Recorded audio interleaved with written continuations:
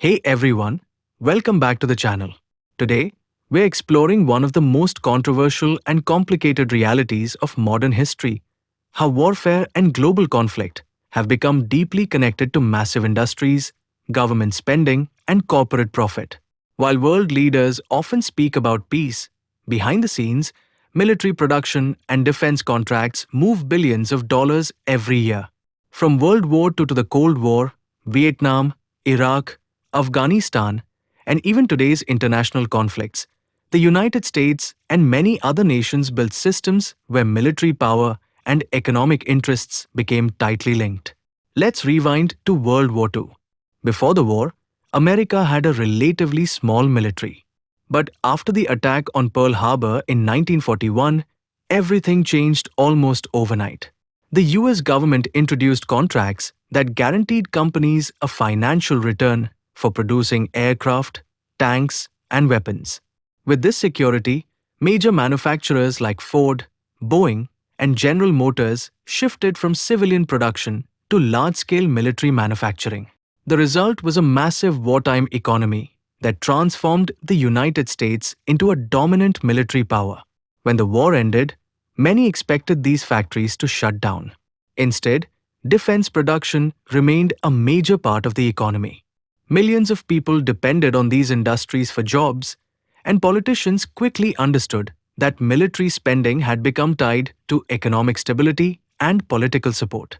This growing network of political leaders, military planners, and private industry is what President Dwight Eisenhower later described as the military-industrial complex.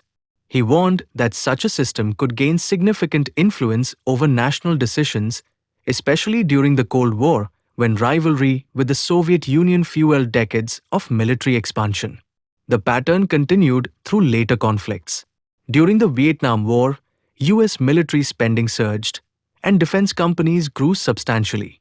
Similar trends appeared during the Gulf War, the wars in Iraq and Afghanistan, and in today's global tensions. Whenever governments increase defense budgets or send weapons and equipment abroad, the companies that manufacture these systems benefit financially. In financial markets, this trend is often noticeable. During periods of international conflict, broad stock markets may struggle, but many major defense contractors, companies like Lockheed Martin, Northrop Grumman, and General Dynamics often see their shares rise.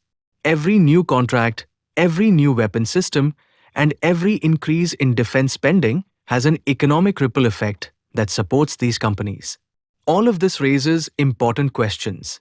If large parts of the economy benefit from military spending, does peace become harder to maintain? How do nations balance national security with the risk of creating financial incentives for ongoing conflict? And what would it take to shift global priorities toward long-term stability instead of repeated tension?